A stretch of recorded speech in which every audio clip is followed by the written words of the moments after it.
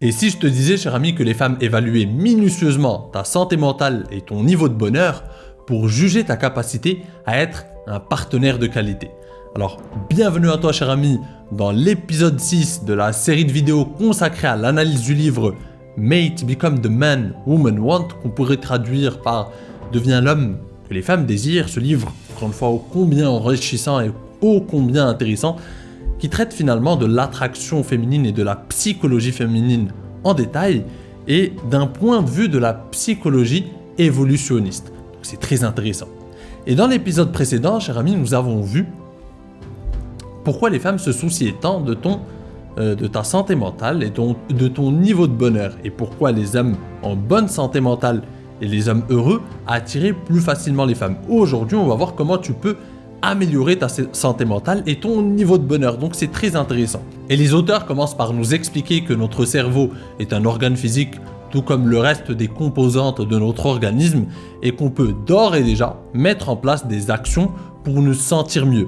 Et les auteurs, en fait, divisent deux types d'actions. Les actions qu'on peut mettre en place instantanément pour nous sentir mieux, et des actions qui vont prendre plus de temps. Et on commence directement par les actions à mettre en place instantanément pour nous sentir mieux au niveau de notre santé mentale, au niveau de notre degré de bonheur. Alors premièrement, ils parlent de dormir davantage. Les auteurs, comme ils l'ont fait dans un chapitre précédent, insistent constamment sur l'importance du sommeil pour nous en tant qu'humains, pour les mammifères en général. Le sommeil va définir ta santé physique. En fait, ils expliquent une chose simple.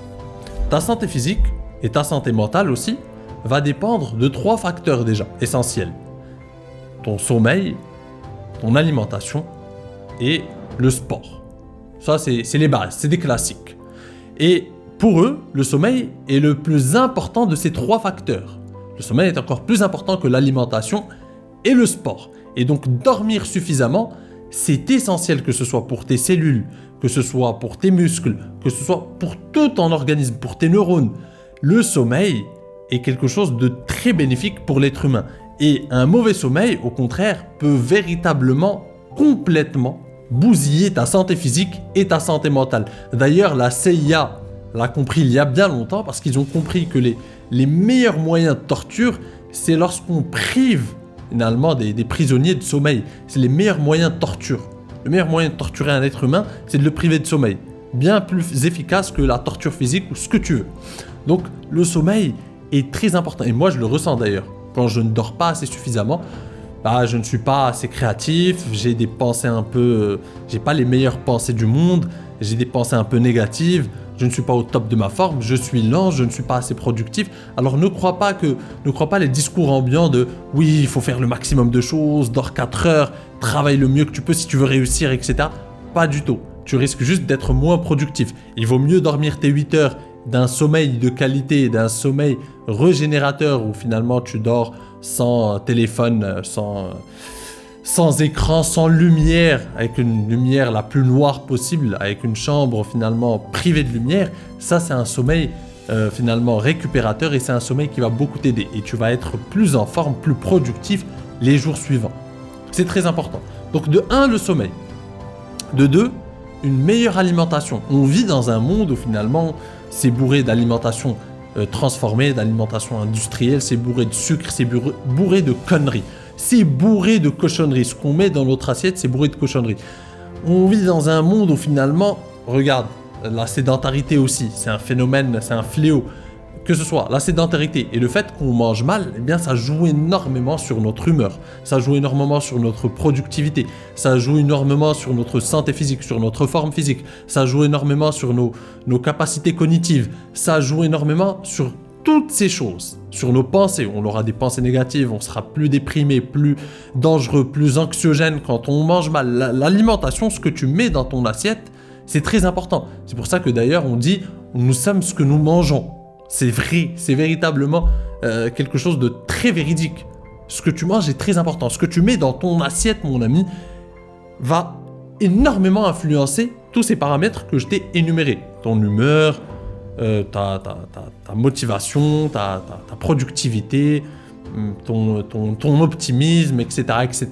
Donc fais très attention à ce que tu mets dans ton assiette, mets des aliments frais, mange assez de fruits, assez de légumes, mange assez protéiné et prends soin de toi mon ami. Ne mange pas ne te bourre pas de sucreries, ne te bourre pas de cochonneries, ne laisse pas tout ça rentrer chez toi.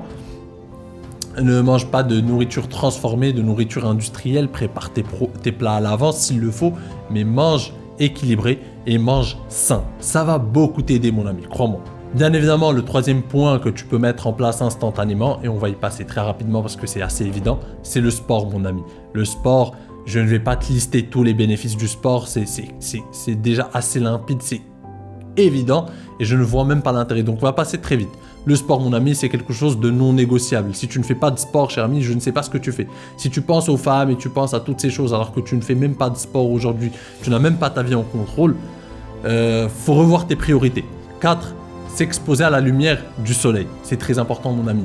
Essayez d'avoir 30 minutes de soleil, d'exposition au soleil par jour. Plus, c'est pas bon non plus parce que le soleil peut être aussi nocif à terme pour ta peau, etc. Il y a des cancers de la peau, etc. Mais ça, encore une fois, c'est extrême. Mais bref, tu m'as compris. Mais c'est important d'avoir de la vitamine D. Bien sûr, tu peux te supplémenter en vitamine D, mais c'est toujours mieux de l'avoir naturellement. Ça ne sera jamais, la supplémentation en vitamine D ne sera jamais équivalente à une vraie dose de soleil par jour. 20-30 minutes, c'est suffisant mon ami. Tu te sentiras beaucoup mieux, tu te sentiras beaucoup plus heureux, tu te sentiras beaucoup plus épanoui. C'est bien pour ta santé globale, etc. C'est extrêmement bénéfique. Tu m'en remercieras plus tard, cher ami. 5. Faire des choses que tu apprécies. Alors, on a tendance à croire, de nos jours, quand on entend certains discours sur des chaînes, de motivation à 2 balles, etc.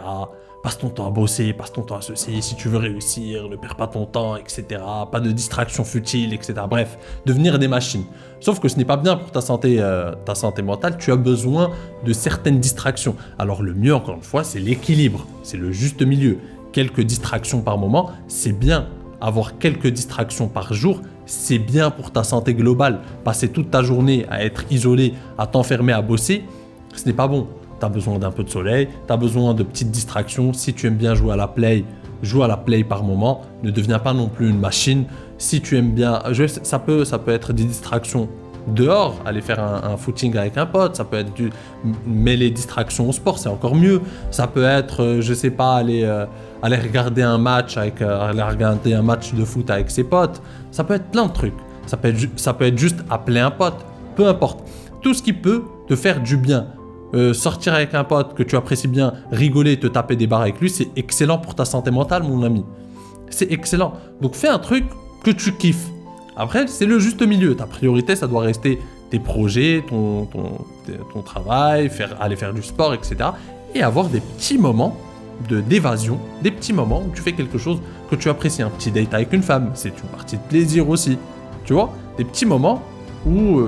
finalement, tu prends soin, c'est des moments qui cultivent ta santé mentale, qui prennent soin et qui préservent tout simplement ta santé mentale. Alors, les auteurs ont listé tout un tas de choses. Ça peut être apprendre un nouvel exercice, que ce soit apprendre de la guitare ou un instrument de musique. Ça peut être appeler un pote, comme je te l'ai expliqué. Ça peut être envoyer un email à un auteur ou un mentor que tu apprécies.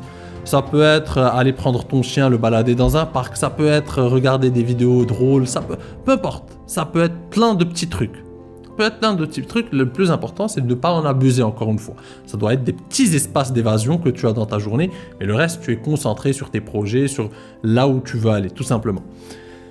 Et ensuite, 6, les auteurs nous parlent de méditation. Mais ça, encore une fois, je t'invite, on ne va pas rentrer dans les détails, je t'invite à t'y intéresser de plus près.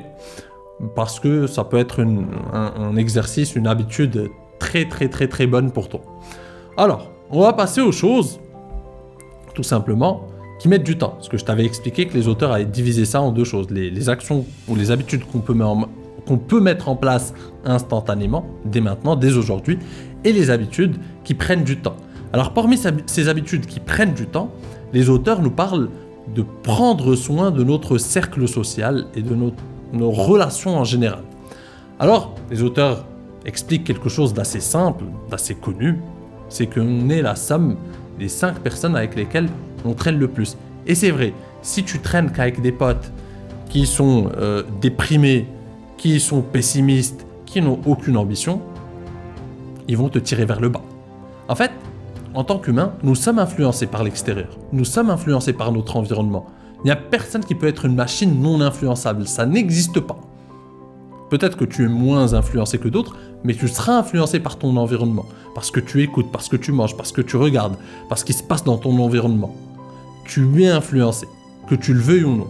Alors, encore une fois, tu peux être très influençable, tu peux être très peu influençable, mais tu es quand même influencé. Ce que tu peux choisir par contre, c'est par quoi tu veux être influencé. C'est pour ça que c'est très important. Ce que tu regardes, est-ce que tu regardes des contenus anxiogènes? Est-ce que tu passes ton temps à regarder les news, tout ça, des politiques qui essayent de t'endoctriner avec leur idéologie, ou tout simplement des médias qui finalement qui suivent leurs propres intérêts et qui sont là pour te vendre finalement de la négativité. Et parce que la négativité, ça vend.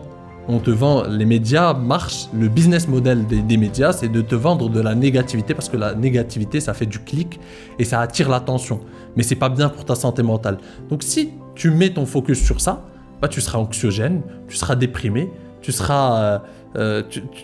sentiras pas bien, tout simplement. Alors que si tu prends soin de tes lectures, tu lis des bouquins de qualité, tu sors, tu vas voir un pote, tu rigoles, tu regardes des choses drôles, tu ne te prends pas la tête avec ces conneries, tu seras en meilleure santé mentale. C'est une réalité, que tu le veuilles ou non. Et prendre soin de ton cercle d'amis, c'est aussi important. Parce que ce que tu regardes, avec qui tu traînes, avec qui tu parles, bah ça t'influence, mon ami. Donc fais très attention aux personnes que tu fais rentrer dans ta vie. Si tu fais rentrer des personnes pessimistes, non ambitieuses, anxiogènes, des personnes déprimées, elles vont finir par te tirer vers leur état de santé général. Tu vas finir déprimé, anxiogène, sans ambition, et ça va arriver sans même t'en rendre compte. Donc fais très attention. On passe au deuxième point que les auteurs expliquent comme étant un facteur important, mais qui prend du temps, c'est d'essayer de changer d'environnement quand ton environnement n'est pas le bon. Si tu vis dans une ville ou dans un endroit ou dans un pays que tu n'apprécies pas ou dans un village que tu n'apprécies pas et que tu sens que tu n'évolues pas, que tu sens que les gens ont une mentalité assez fermée, que tu sens que les gens ne sont pas assez ouverts d'esprit, tu sens que tu ne rencontres pas de personnes inspirantes, tu n'es pas inspiré par cet endroit dans lequel tu vis, bah mon ami, encore une fois, la bonne nouvelle, c'est que tu n'es pas un arbre. Et que si tu t'en donnes les moyens, bah, tu peux changer d'environnement.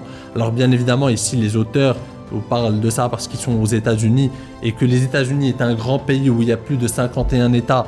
Et donc, entre la côte Est, la côte Ouest, il y a des tas de différences. Entre vivre au Texas et vivre à New York, c'est complètement différent. Et donc, tu peux bouger et changer complètement d'environnement. Alors que par exemple, un Belge qui vit en Belgique, il n'y a pas de grosse différence. C'est un petit pays. Et changer d'environnement, ça ne va pas changer grand-chose. Changer d'endroit, je veux dire changer de lieu ou de ville en Belgique, ça ne va pas changer énormément de choses, je pense. Donc ça dépend aussi du pays, et tu n'es pas obligé de rester dans le même pays. Donc à toi de voir, c'est un choix personnel. Si tu penses que l'environnement dans lequel tu évolues ne te permet pas de t'épanouir, de rencontrer les bonnes personnes, de rencontrer des personnes inspirantes, mon ami, tu peux aller à l'étranger, tu peux tenter ton aventure, tu peux t'expatrier, tente des choses. Quand j'ai senti que je n'étais plus au bon endroit, j'ai bougé. Et ça m'a beaucoup aidé, crois-moi. Le fait de changer d'endroit, c'est inspirant, ça élargit tes perspectives, ça élargit ta manière de penser. Tu rencontres des personnes qui ne pensent pas de la même manière et tu te dis, bah, le monde est grand. Et j'ai eu cette chance parce que j'ai grandi au Maroc. Ensuite, j'ai vécu aussi en France pendant 6 ans. Maintenant j'ai déménagé en Pologne depuis 3 ans. Donc j'ai pu vivre à différents endroits et c'est là que tu vois qu'il y a différentes mentalités, différentes façons de penser et tes perspectives sont enrichies. Ta manière de voir le monde est beaucoup plus large et ça te donne une longueur d'avance sur les autres, crois-moi. Donc, encore une fois, c'est un choix personnel. Si tu veux rester là où tu es, c'est ton choix. À toi de changer les habitudes, à toi de changer de l'intérieur pour finalement essayer de gagner ton environnement. Mais le meilleur moyen finalement, si tu es vraiment dans un environnement qui ne t'aide pas à évoluer en tant qu'homme, c'est parfois juste de sortir de ta zone de confort et de tenter ta chance ailleurs. C'est une vision du monde, c'est une manière de voir le monde, à toi de voir, cher ami. Troisième point qui peut aussi t'aider, cher ami, si tu as des traumatismes passés qui te hantent, si tu as de l'anxiété, si tu es déprimé, si tu as ce genre de troubles mentaux, cher ami, en fait, c'est tout simplement d'investir dans une thérapie. Il y a beaucoup d'hommes que je connais, beaucoup de gars que je connais, et c'est le conseil des auteurs, qui ont pu progresser, voir une amélioration dans leur santé mentale, ou une diminution de leur anxiété, etc., etc., juste par le fait de suivre une thérapie. Certains thérapeutes sont très bons et ils peuvent t'aider à outrepasser tout ça.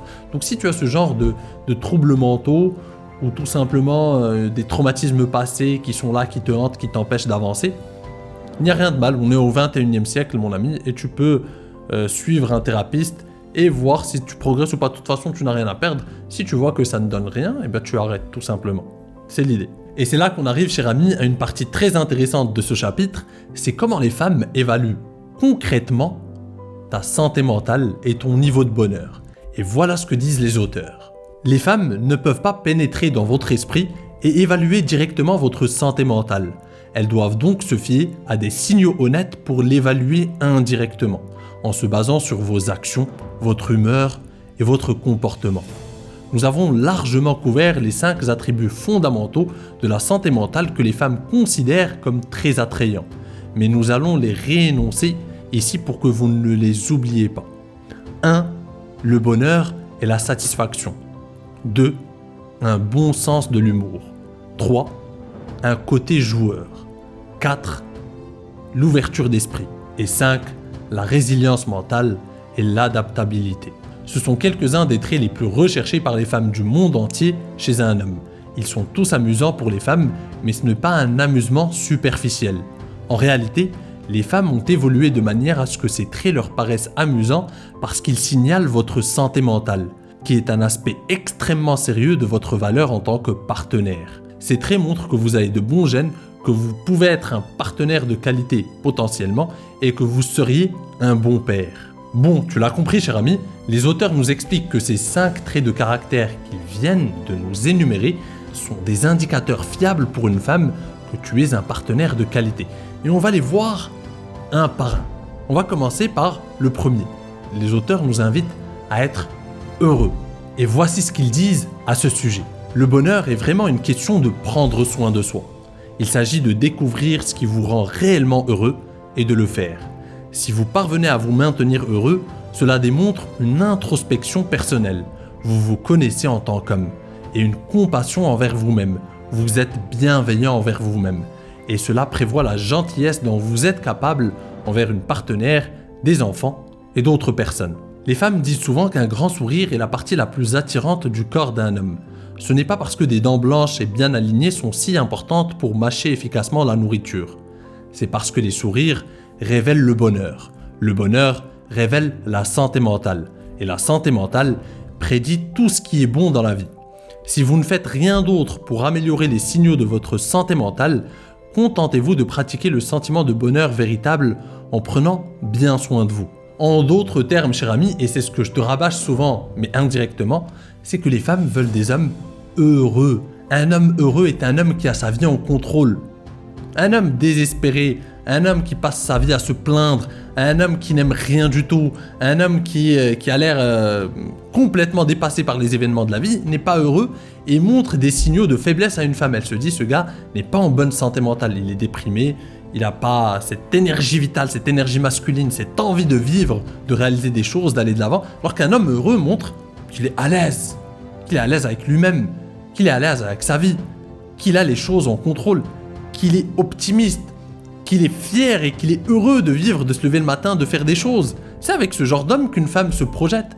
Un homme qui voit l'avenir de manière optimiste, qui voit des opportunités pendant que les autres voient des problèmes. C'est ça un homme. C'est un homme qui est heureux. Aucune femme ne veut être avec le pauvre type déprimé au bar, le pauvre type qui passe son temps à se plaindre, le pauvre type qui passe son temps à se plaindre. Et c'est pour ça que je vous dis, les gars, faites attention à ce que vous regardez.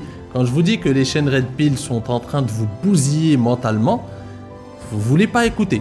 Vous passez votre temps à regarder ces conneries, ces vidéos réactions, vous vous dites que les femmes sont toutes comme ça, vous finissez par croire que les femmes sont toutes des monstres froids et qu'elles veulent toutes du mal, qu'elles vous veulent toutes toutes du mal, vous commencez à devenir psychotique, vous regardez ces conneries, petit à petit, sans vous en rendre compte, vous devenez déprimé, vous n'avez plus... Je le vois d'ailleurs en commentaire, de toute façon aujourd'hui, les femmes modernes, de toute façon aujourd'hui, ceci, cela, vous passez votre temps à vous plaindre sans vous en rendre compte, et, c'est pas paradoxalement, c'est naturellement, vous n'êtes plus attirant. Quand un gars passe son temps à se plaindre qu'il n'aime pas le monde dans lequel il évolue, qu'il passe son temps à se plaindre, c'était mieux avant, les femmes aujourd'hui, les femmes... C'est cynique et c'est pas du tout attirant. Alors je ne dis pas ça, je ne dis pas que les choses sont parfaites, loin de là. Mais ne tombez pas dans le cynisme, ne tombez pas dans le fait de passer votre temps à vous plaindre, évaluez dans le monde tel qu'il est et soyez heureux, c'est ça la force. Parce que le cynisme c'est ouvert à tout le monde. N'importe quel imbécile peut se dire « Oh bah la vie c'est de la merde, les femmes d'aujourd'hui c'est de la merde », n'importe qui, c'est ouvert à tout le monde, c'est la facilité. Au contraire, être fort, c'est être capable de voir le monde tel qu'il est, de manière froide, et d'évoluer dans ce monde, tirer son épingle du jeu, être heureux, trouver le moyen d'être heureux, malgré les problèmes qu'il peut y avoir, etc., et vivre sa vie paisiblement, mon ami. C'est ça un vrai homme, et c'est ça un homme qui attire les femmes. Il faut le comprendre. Soit tu le comprends, soit tu continues à te plaindre, et à te demander pourquoi aucune femme ne veut de toi, mon ami. C'est simple. On enchaîne avec le deuxième truc qui montre que tu es en bonne santé mentale, que tu es un homme, un partenaire de qualité, et que les femmes jugent, c'est ton humour, le sens de l'humour. C'est très important, et voici ce que les auteurs nous disent. La capacité humaine à l'humour a probablement évolué, au moins en partie à travers la sélection sexuelle, parce que les femmes apprécient les hommes qui ont de l'humour. C'est comme un indicateur de santé mentale, de créativité verbale, et d'intelligence sociale. Être drôle nécessite de comprendre les croyances, les suppositions, les désirs, les peurs et les valeurs des autres. Vous devez également comprendre les normes sociales et savoir comment les transgresser de manière légère et non menaçante. Cela exige de la finesse d'esprit, une écoute active et de l'engagement. C'est difficile à faire si vous souffrez de certains troubles mentaux. Les personnes déprimées ne font pas de blagues. Les personnes schizophrènes ne font pas de blagues que tout le monde peut comprendre. Si vous pouvez être drôle et spirituel dans vos conversations en tête-à-tête avec les femmes, c'est presque une garantie que vous n'avez pas de problème majeur de santé mentale. Être joueur lors d'un rendez-vous montre de la chaleur et de l'engagement. Se moquer de soi-même démontre une confiance en soi résiliente que les narcissiques, les psychopathes et les personnes dépressives n'ont pas. Un homme qui peut se moquer de ses propres faiblesses sans montrer une faible estime de soi est très attirant pour les femmes car elles peuvent être confiantes qu'il n'est pas l'un de ces hommes toxiques et dangereux. Pour le dire autrement, les psychiatres que nous connaissons font souvent des observations comme celle-ci.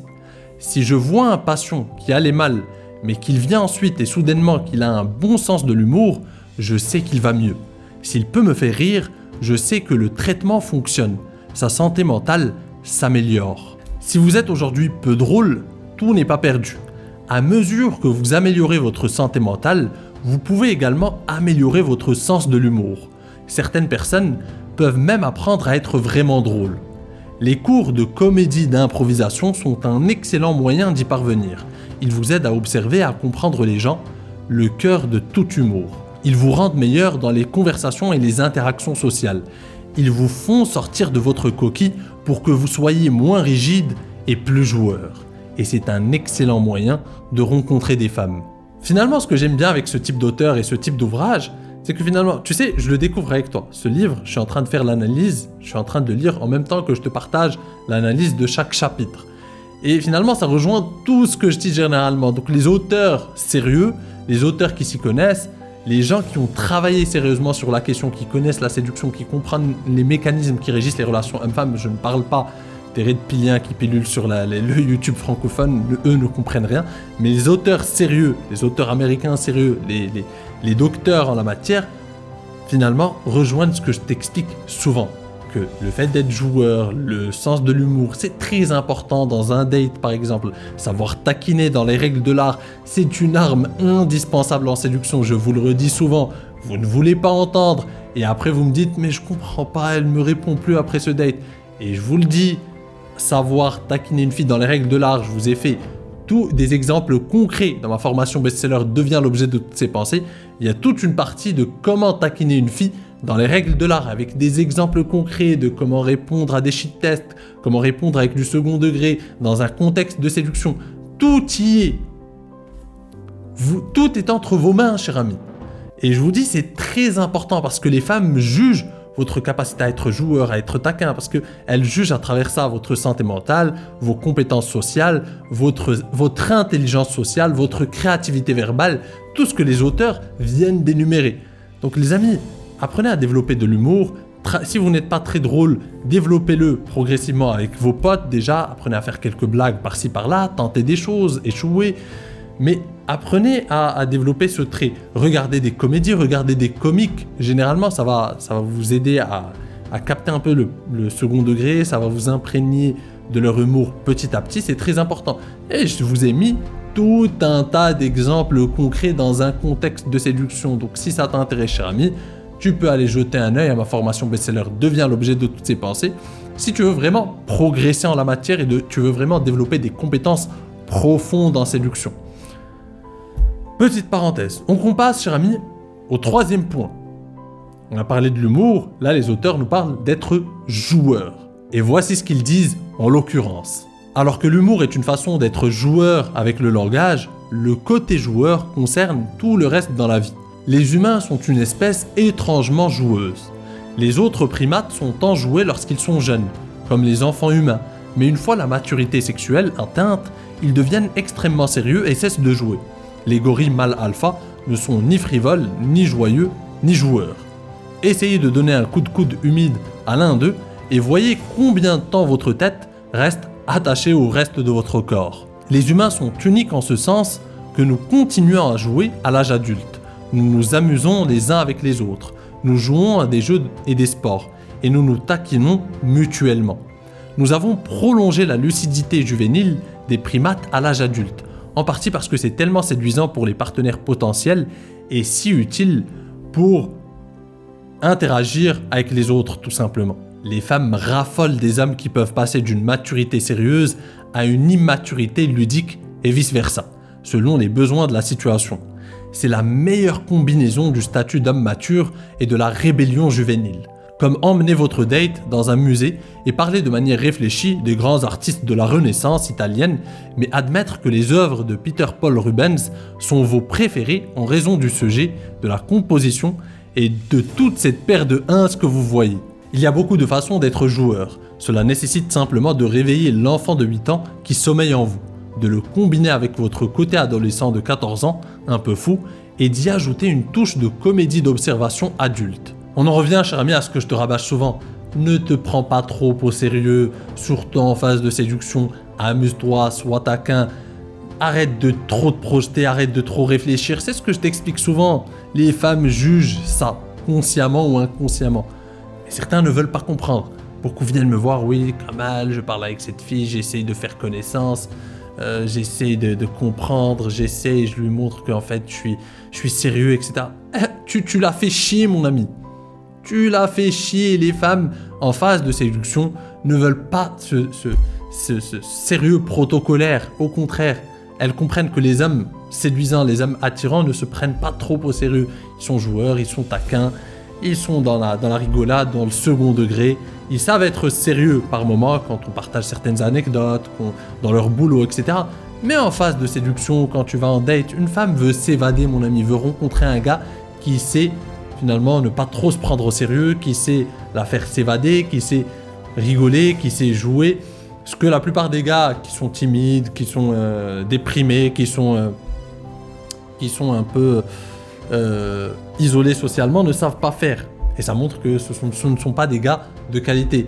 Le gars qui a ce petit côté joueur, qui a ce petit côté taquin, qui sait la taquiner, qui sait briser la glace, qui ne se prend pas trop au sérieux, eh bien, elle sait directement que c'est un gars séduisant, que c'est un gars qui a l'habitude de dater, que c'est un gars qui a ce petit côté joueur avec les femmes, que c'est un gars qui se prend pas trop au sérieux, qui sait être sérieux quand il faut être sérieux et qui comprend les dynamiques qui régissent les relations hommes-femmes. Parce que les femmes, comme le dit cette fameuse chanson, « Girls just wanna have fun ». Les femmes veulent s'amuser. Dans un contexte de séduction, en phase de séduction, les femmes raffolent des gars qui savent ne pas se prendre au sérieux. Et même en couple, tu vois, le mari ou le partenaire qui est dans la rigolade, qui sait ne pas trop se prendre au sérieux, généralement, c'est un gars qui garde sa copine. Il y a ce petit côté qui est intéressant chez lui. Il y a ce petit côté qui montre toute son intelligence sociale aussi. Et les gars qui sont dépourvus de cette intelligence sociale ne savent pas taquiner, ne savent pas jouer, ne savent pas être dans ce rapport taquin, ne savent pas créer de la tension sexuelle grâce à ça en phase de séduction, ne savent pas faire tout ça. Tout ce que je t'explique d'ailleurs dans ma formation best-seller devient l'objet de toutes ces pensées avec des exemples concrets, avec des outils concrets pour que tu puisses les développer. Mais bon, certains avancent, d'autres finalement n'arrivent toujours pas à comprendre ça et c'est pour ça qu'ils sont mis sur le côté sur le marché de la séduction. C'est une réalité cruelle, mais c'est ainsi. Alors que c'est simple, toi-même aujourd'hui tu peux développer tout ça. C'est juste une question de savoir ne pas te prendre trop au sérieux, ça vient avec le temps, ça vient au fil des interactions, ça vient avec le fait de savoir être flexible, etc. etc. On va pas y revenir, cher ami, on va passer au 4e point, parce que c'est très important, il faut qu'on avance. Et le 4e point, on l'avait déjà énoncé, cher ami, c'est l'ouverture d'esprit. Et voici ce que les auteurs nous disent exactement. L'ouverture d'esprit est un état d'esprit général qui proclame « ça a l'air cool, je n'ai jamais fait ça avant, je vais essayer ». Vous pouvez démontrer votre ouverture d'esprit en vous exposant à de nouvelles choses, nourriture, personnes, lieux et culture, sans vous sentir submergé, stressé ou déstabilisé. L'ouverture d'esprit est attrayante pour les femmes en partie parce qu'elle montre votre capacité à évaluer les risques de manière rationnelle et votre résilience émotionnelle si les choses tournent mal. De nombreux troubles mentaux compromettent l'ouverture d'esprit. Les personnes dépressives restent coincées dans leurs habitudes. Les personnes socialement anxieuses ne rencontrent pas de nouvelles personnes. Les personnes paranoïaques ne visitent pas de nouveaux lieux. De plus, l'ouverture d'esprit est un test fiable de votre bon jugement.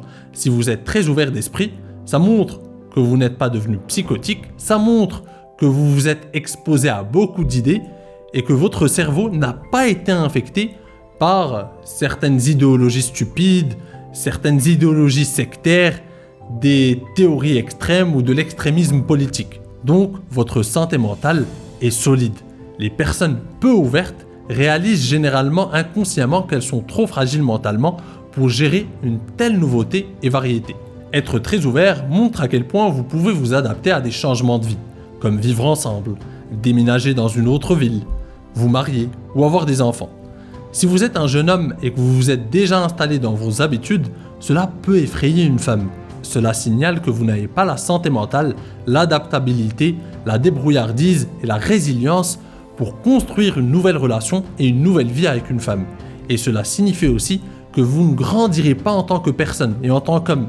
Ce qu'elle voit, c'est ce qu'elle obtiendra de vous en tant que petit ami ou mari pour toujours et à jamais. En fait, pour comprendre cette dernière phrase de l'auteur, c'est qu'en fait, quand elle voit que vous êtes jeune, t'es dans la vingtaine et que t'es déjà installé dans certaines habitudes, t'es coincé, t'es pas ouvert à de nouvelles rencontres, t'es pas ouvert à de nouvelles activités, t'es coincé dans une zone de confort, dans une routine, alors que t'es encore jeune, tu devrais explorer, tenter des choses, etc. Qu'est-ce qu'elle se dit? Elle se dit, ce gars ne grandira jamais en tant qu'homme, parce que pour grandir, il faut continuer à expérimenter, il faut continuer de tenter des choses, il faut continuer de rencontrer de nouvelles personnes socialement, continuer à entretenir sa vie sociale, continuer de faire du network, continuer d'être ouvert à de nouvelles choses, de nouvelles personnes, de nouveaux lieux, de nouveaux voyages, de nouvelles perspectives, de nouvelles cultures, etc. Quand elle voit que tu n'es pas ouvert à tout ça, que tu es déjà coincé dans une routine, que tu fais tout le temps les mêmes choses, elle se dit, bah ça c'est le produit final, c'est le produit fini. Le gars que je vois aujourd'hui et ce gars de 24 ans que je vois aujourd'hui, ce sera le même dans 20 ans. Si je me mets avec lui, ce sera le même dans 20 ans. À 44 ans, il sera le même. Il n'aura rien vécu de nouveau, aucune expérience nouvelle, rien de nouveau. Le gars, il fait tout le temps les mêmes choses, tout le temps les mêmes habitudes, tout le temps les mêmes routines. En fait, avec ce gars, je ne vais rien vivre de nouveau. Et d'ailleurs, ce gars est inintéressant et il ne va jamais grandir en tant qu'homme. Donc l'ouverture d'esprit, c'est très important. Ça montre que tu vas encore progresser, que tu vas te renouveler, que tu es un homme qui aime vivre finalement, que tu es un bon vivant, qu'elle va vivre à tes côtés une aventure, que vous allez vivre une aventure, que tu es capable de t'adapter, parce qu'un gars qui est ouvert, c'est quelqu'un qui n'a pas peur de s'adapter à de nouvelles situations, à de nouvelles rencontres, à de nouvelles personnes. Tu es capable de t'adapter à de nouveaux challenges dans la vie et que tu es un gars vivant, tu n'es pas un mort-vivant. Et les femmes, finalement, elles jugent ça. Un gars qui est paranoïaque, qui est tombé dans certaines théories, qui est devenu esclave de certaines idéologies pernicieuses, qui n'est pas ouvert, qui a peur de l'étranger ou qui a peur de ceci, qui est installé dans ses vieilles habitudes, dans son petit village, etc. C'est pas un gars très attirant, mon ami, il faut le dire. Et personnellement, ça c'est un truc qui m'a beaucoup aidé dans la vie et avec les femmes.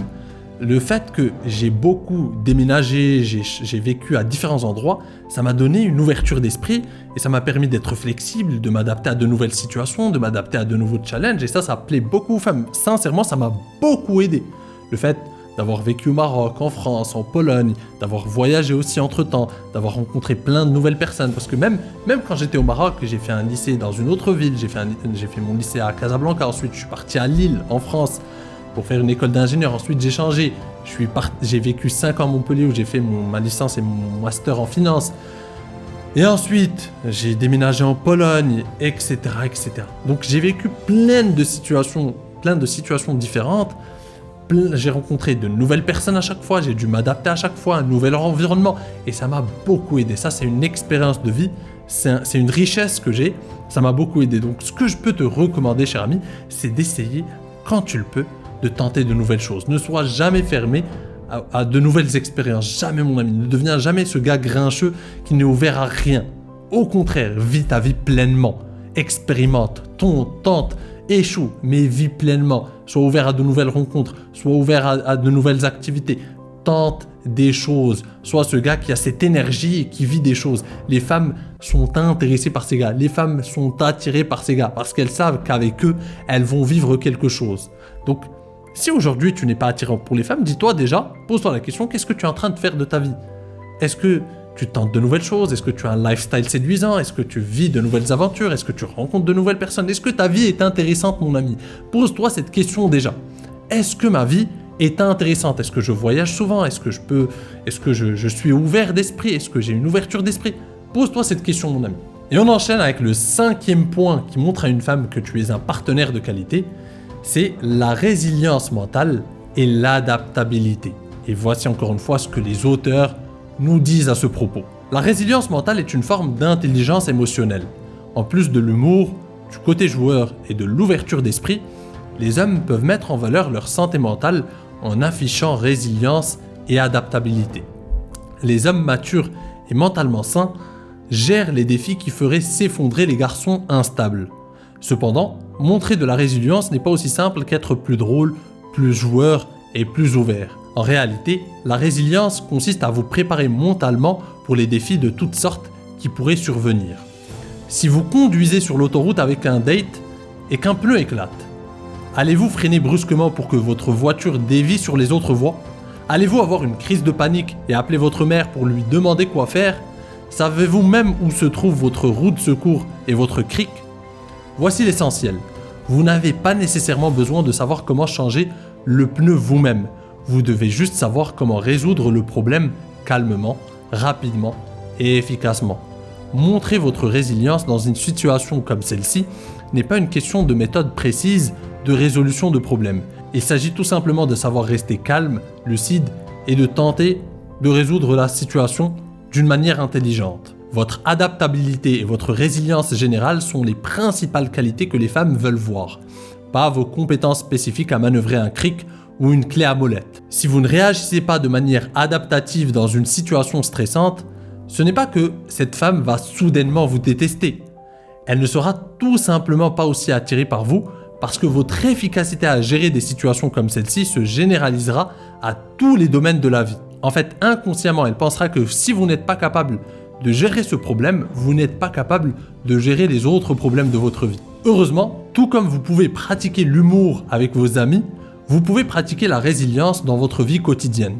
Si vous êtes seul et que vous vous dirigez vers un déjeuner et que le lieu où vous vouliez manger est fermé, ne vous reprochez pas d'être mal préparé ou ne maudissez pas le monde pour être injuste. Pensez comment James Bond gérerait-il cela? Ou quelle que soit votre idole masculine forte et efficace. Comment montrerait-il de la résilience et de l'adaptabilité dans cette situation? Il penserait probablement, ce n'est pas grave, je vais juste aller autre part tout simplement. Si vous prenez l'habitude quotidienne de réfléchir aux points problématiques et de répondre par quelque chose comme « Oh, ce n'est pas grave, comment puis-je résoudre ça autrement ?» alors lorsque vous serez réellement en date avec une femme par exemple et que quelque chose tournera mal, votre résilience et votre adaptabilité seront prêtes. Cependant, si vous n'en êtes pas encore là, il existe un moyen très simple de pratiquer votre résilience et votre adaptabilité avec les femmes. Arrêtez de vous plaindre. Il y a peu de choses plus repoussantes pour une femme qu'un homme qui se plaint de tout au lieu de simplement supporter ou idéalement de résoudre son problème. Vous savez, tous ces hommes qui passent leur temps à râler et qui disent des phrases comme « Ces gens sont stupides, ce service est horrible, je déteste les comédies romantiques, personne dans cette ville ne sait conduire, il n'y a plus de bonne musique à notre époque. » Le cynisme et le fait de se plaindre constamment ne sont pas seulement des signes de faible résilience, mais ils instaurent un cadre négatif autour de votre interaction en séduction. Au lieu de penser « Oui, on peut le faire », tu es en train de penser « Merde, je suis une merde ». Au lieu de chercher le bon côté des choses, vous fixez le nuage sombre ou un abîme de misère sans fond. Aucune femme saine d'esprit ne veut gérer ce type de négativité. Ce n'est tout simplement pas sain mentalement et sur d'autres plans. Encore une fois, c'est les choses contre lesquelles je t'alerte souvent. Ne tombe pas dans le fait de te plaindre. Il n'y a rien d'anti-masculin, de plus anti-masculin que le fait de se plaindre constamment, d'être ce gars grincheux, d'être ce gars qui voit des solutions lorsqu'on lui montre, ou plutôt qui voit des problèmes lorsqu'on lui montre une solution. Il n'y a rien de plus repoussant que ça. Aucune femme, et je parle de femmes de qualité encore une fois, tu pourras trouver des femmes de piètre qualité qui pourraient accepter finalement ça, mais des femmes de qualité, saines d'esprit, belles, qui sont bien dans leur vie, etc., qui sont bien dans leurs bottes, etc., ne veulent pas d'un gars grincheux qui passe sa vie à se plaindre. C'est un signe de faible résilience, de faible santé mentale, de mauvaise santé mentale. C'est le signe que ce gars traverse une mauvaise période ou tout simplement est comme ça naturellement. C'est un gars pessimiste, c'est un gars grincheux, c'est un gars cynique et personne ne veut traîner avec ce genre de gars, mon ami. Tout simplement. Donc, travaille ta santé mentale. Prends soin de ta santé mentale.